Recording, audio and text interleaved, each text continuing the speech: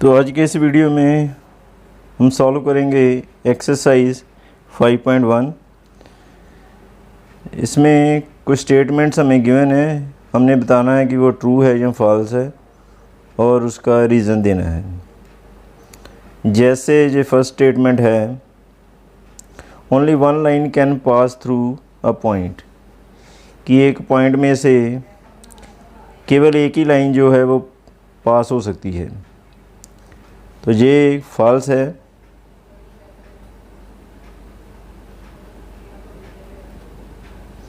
क्योंकि एक पॉइंट में से हम जितनी चाहे लाइन ड्रॉ कर सकते हैं। जैसे ये एक पॉइंट है, हम इसमें से जितनी चाहे लाइनें पास कर सकते हैं, इसकी कोई गिनती नहीं है। तो अनलिमिटेड लाइंस जो हैं वो एक पॉइंट में से पास हो सकती हैं, इसलिए ये फर्स्ट स्टेटमेंट जो है वो फॉल्स है। उसके बाद दूसरी statement, there are an infinite number of lines which pass through two distinct points, कि दो अलग अलग पॉइंटों में से बहुत सारी लाइनें पास हो सकती हैं। तो ये भी फॉल्स है।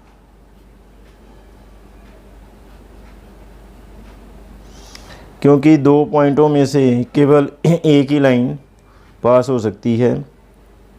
ये हमें एक्सियम 5.1 में बताया गया है और ये एक्सियम 5.1 के बिल्कुल उलट है। बिकॉज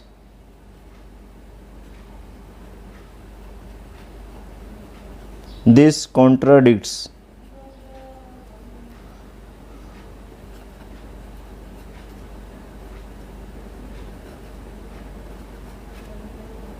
एक्सियम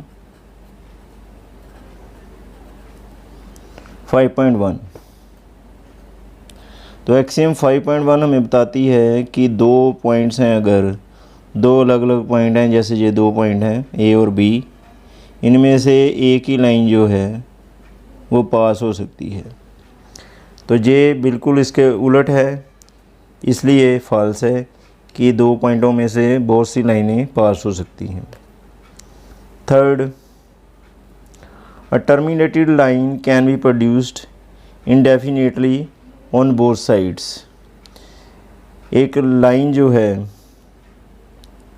एक लाइन सेगमेंट, जैसे ये एक लाइन सेगमेंट है ए बी, तो इसे हम प्रोड्यूस कर सकते हैं दोनों तरफ जितना चाहें। तो ये ट्रू है।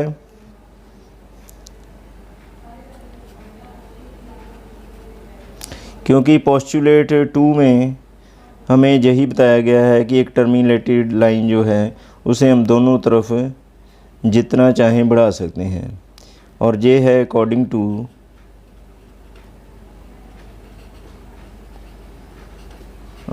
To postulate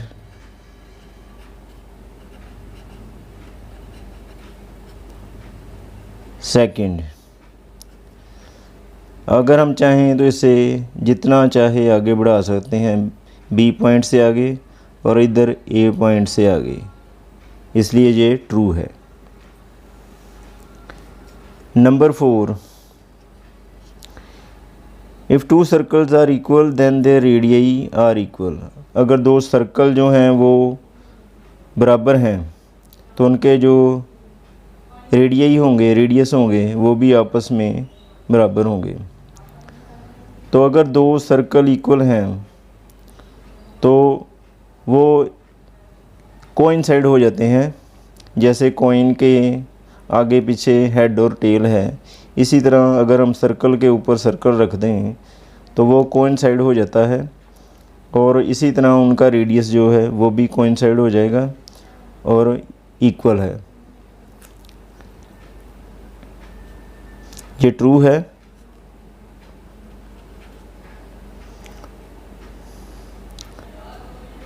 Because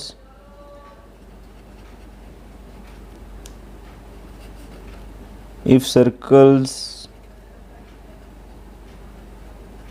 are equal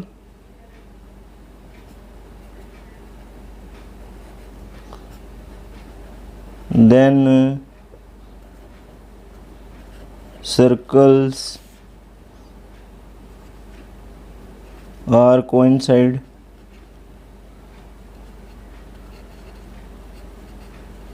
hence their radii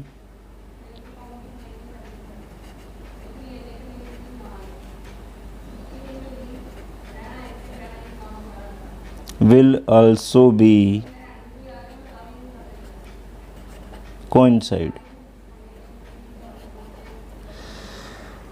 तो अगर सर्कल के ऊपर हम सर्कल रख दें, दो बराबर सर्कल हैं, तो वो कोइंसाइड होंगे और उनके रेडियस भी कोइंसाइड होंगे। इस तरह दोनों रेडियस जो हैं वो सर्कल के बराबर होंगे। तो ये स्टेटमेंट ट्रू है।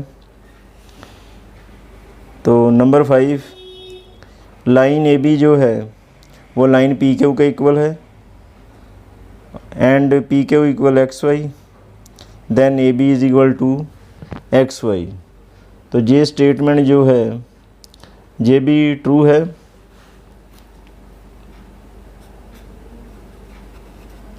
क्योंकि एक्सियम यूक्लिड की जो फर्स्ट एक्सियम है वो हमें यही बताती है कि अगर एक लाइन जो है, अगर दो लाइनें एक ही लाइन के इक्वल हैं तो वो आपस में इक्वल होंगी।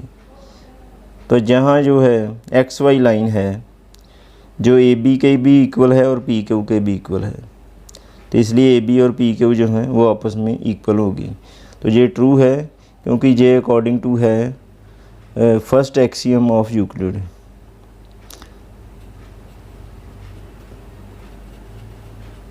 Because it is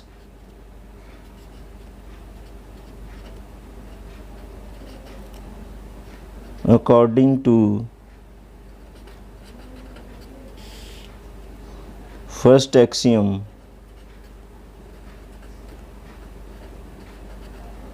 of Euclid।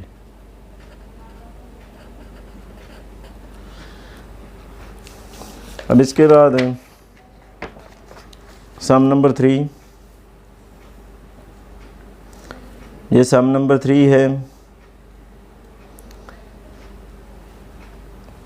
तो given any two distinct points, A और बी दो अलग अलग पॉइंट हैं, there exist a third point C which is in between A and B.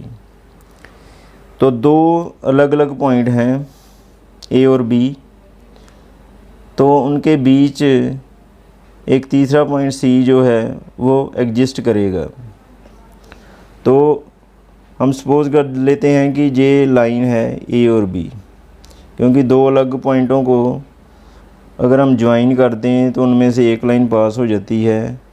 जैसे ए और बी को ज्वाइन किया तो लाइन आ गई ए बी, तो ये एक स्ट्रेट लाइन बनती है और इस लाइन के बीच में अनलिमिटेड पॉइंट जो है हो सकते हैं। तो there can be number of points that lie between A and B. तो इस लाइन पर अनलिमिटेड पॉइंट जो हैं ए और बी के बीच में हो सकते हैं। तो सेकंड है there exist at least 3 points that are not on the same line. तो 3 ऐसे अलग अलग पॉइंट हैं जो एक लाइन पर नहीं आ रहे। तो अगर दो पॉइंट होते हैं अलग अलग, तो 2 points can be connected by a straight line. तो दो पॉइंटों को अगर हम ज्वाइन कर दें तो एक स्ट्रेट लाइन बन जाएगी। Therefore one of 3 points does not lie on the line. तो इसका मतलब है कि 3 पॉइंटों में से केवल एक ही पॉइंट ऐसा बचेगा जो लाइन पर लाई नहीं करेगा, क्योंकि 2 पॉइंट्स जो हैं उनको अगर हम कनेक्ट कर दें तो वो एक स्ट्रेट लाइन बन जाएगी। जैसे जहाँ ये 3 पॉइंट्स हैं,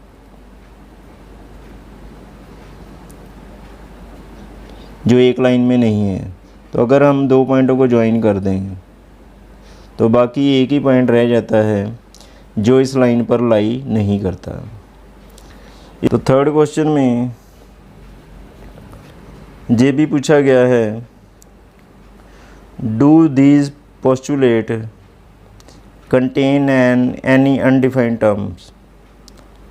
Are these postulates consistent? Do they follow from Euclid's postulate? Explain. तो इन फर्स्ट पोस्टुलेट, जो फर्स्ट पॉइंट था, in first postulate one, there is a term not defined between A and B. जहाँ A और B के बीच में जो point है वो डिफाइंड नहीं है। जो फर्स्ट पॉइंट में हमें बताया गया था कि ए और बी दो अलग पॉइंट हैं और उनके बीच में कोई थर्ड पॉइंट है, तो जो थर्ड टर्म है वो जहाँ नॉट डिफाइंड है। In postulate one there is a term not defined between A and B.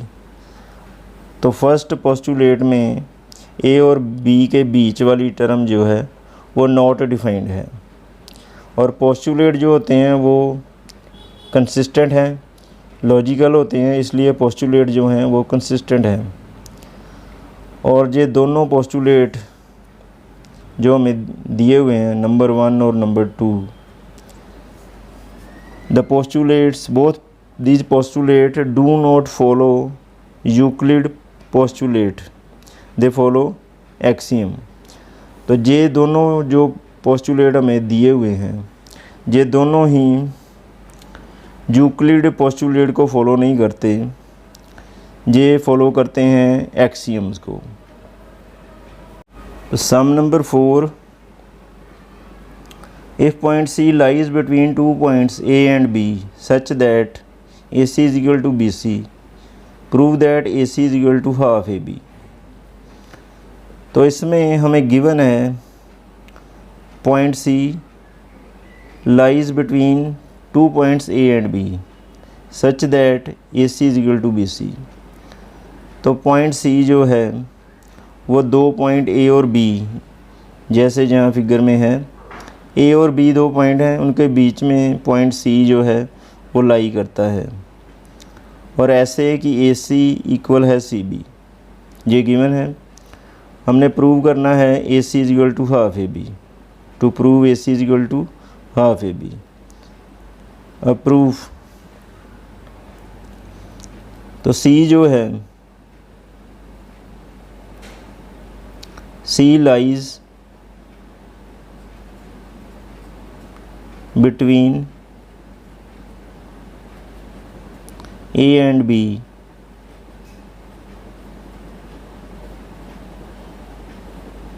such that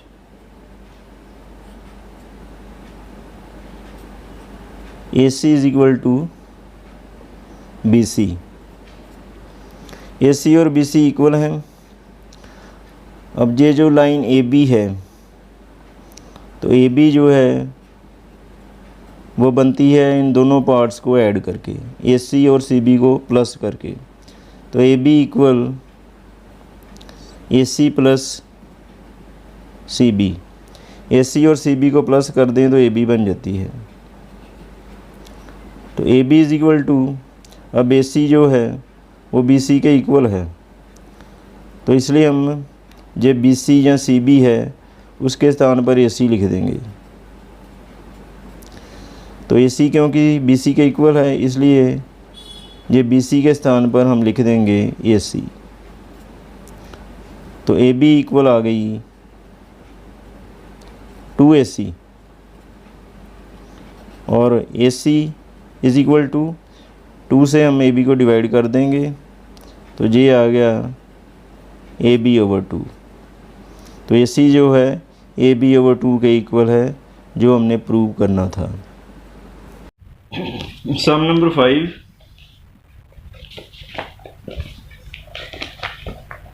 ये sum number 5। In question 4 point C is called mid point of line segment AB। तो question 4 में जो C था वो line AB का mid point था। Prove that every line segment has one and only one mid point. तो हमने prove करना है कि हर एक लाइन सेगमेंट का केवल एक ही मिड पॉइंट होता है। तो क्वेश्चन 4 में जो लाइन थी ए बी, उसका मिड पॉइंट हमने प्रूव किया था कि सी है, और सी मिड पॉइंट था, इसलिए जो ए सी थी, ए सी इक्वल था 1/2 ए बी। ये हमने क्वेश्चन 4 में अभी प्रूव किया है।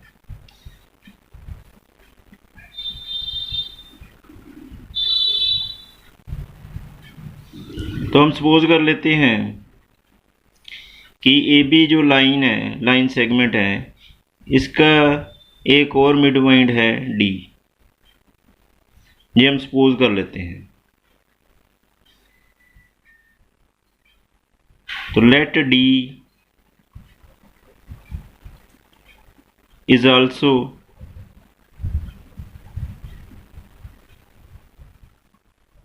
Mid point of A B. तो हम ये सपोज कर लेते हैं कि जो डी है वो भी ए बी का मिड पॉइंट है। अब ए बी के दो मिड पॉइंट हो गए। पहले हमने मिड पॉइंट सी प्रूव किया था, तो मिड पॉइंट सी के according A C is equal to half A B. अब हमने सपोज कर लिया कि डी भी इसका मिड पॉइंट है, और मिड पॉइंट जो है वो एक लाइन के दो बराबर भाग करता है, तो इसके दो बराबर हिस्से हो जाएंगे, A D equal D B. तो therefore A D is equal to D B. D mid point है, इसलिए इसके दो पार्ट हो गए equal, A D is equal to D B. अब जो ए बी लाइन है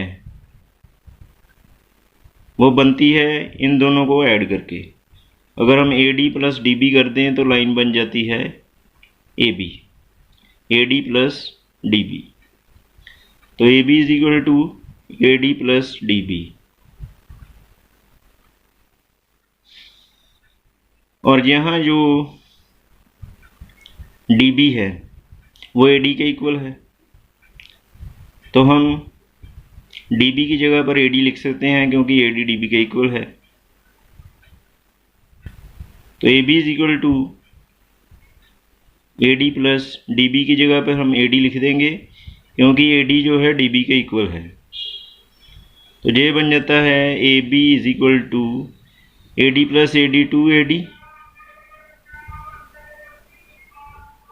ये इक्वेशन आ गई 2, और इसे हम इक्वेशन 1 लिख देते हैं। फ्रॉम इसे बाद में लिखेंगे।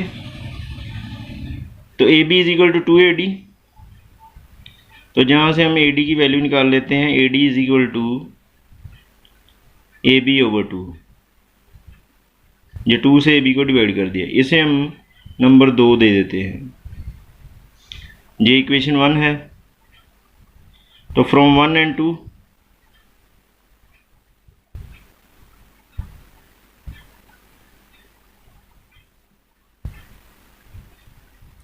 तो इक्वेशन 1 और इक्वेशन 2 दोनों में हाफ ए बी है, हाफ ए बी कॉमन है दोनों में। तो हाफ ए बी के इक्वल ए सी है, हाफ ए बी के इक्वल ए डी है। तो हाफ ए बी दोनों में से कैंसिल हो जाएगा, और फ्रॉम 1 and 2 आ जाता है A C is equal to A D.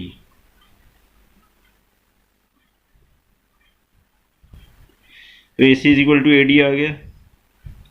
अब आप लाइन में देख सकते हैं ए सी और ए डी, ये दोनों इक्वल नहीं हो सकते। ये दोनों इक्वल तभी हो सकते हैं अगर सी और डी पॉइंट जो हैं वो एक ही जगह पे हों, कोइंसाइड हों। तो it is possible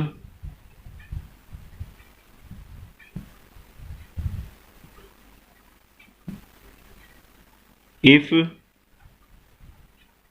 point C and D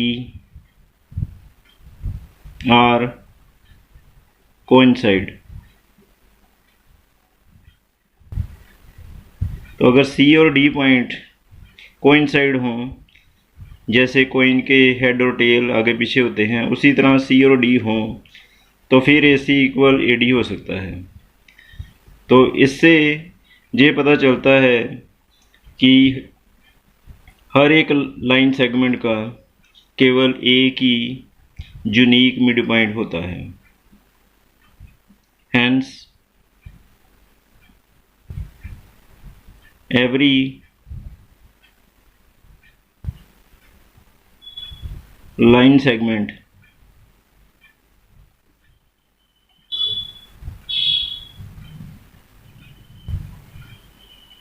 has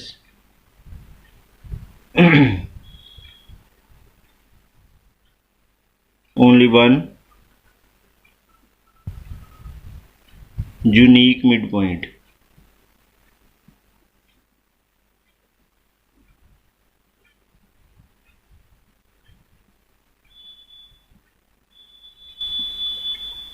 तो यही हमने प्रूव करना था। अब इसके बाद हम करेंगे सम नंबर 6। तो सम नंबर 6, तो ये सम नंबर 6 है। इसमें हमें ये लाइन गिवन है, ए बी लाइन है, इस पर 2 पॉइंट हैं बी और सी।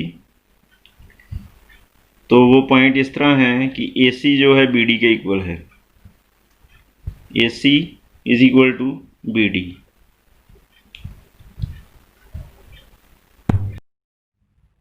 तो सम नंबर 6, इसमें हमें जो लाइन सेगमेंट दिया हुआ है AD, उस पर 2 पॉइंट हैं B और C। तो AC जो है वो BD के इक्वल है, जे हमें गिवन है। हमने प्रूव करना है कि AB इक्वल CD। तो जे AB जो है वो AB जो है CD के इक्वल है, ये हमने प्रूव करना है। तो प्रूफ, तो हमें गिवन है AC is equal to BD, ये हमें गिवन है।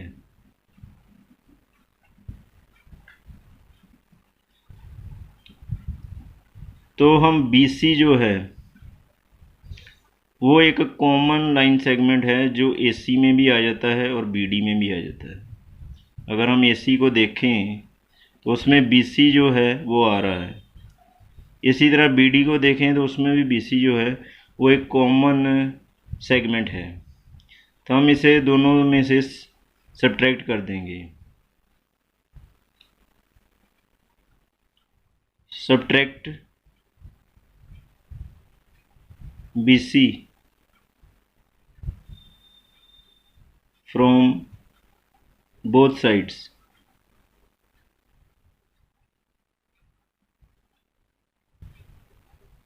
तो दोनों तरफ से हम BC जो है वो सब्ट्रैक्ट कर देंगे। AC minus BC is equal to BD minus BC। तो दोनों तरफ से हमने सेम ही सेगमेंट BC जो है उसको सब्ट्रैक्ट करना है। तो AC में से अगर BC को सब्ट्रैक्ट करें तो ये है AC, A से C तक। अगर इसमें से BC सब्ट्रैक्ट हो जाता है तो बाकी बचेगा AB इज इक्वल टू, तो ये है BD, B से D तक। अगर इसमें से हम BC सब्ट्रैक्ट कर दें तो बाकी बचेगा CD। तो ये आ जाता है AB is equal to CD, जो हमने प्रूव करना था, और ये हो गया प्रूफ।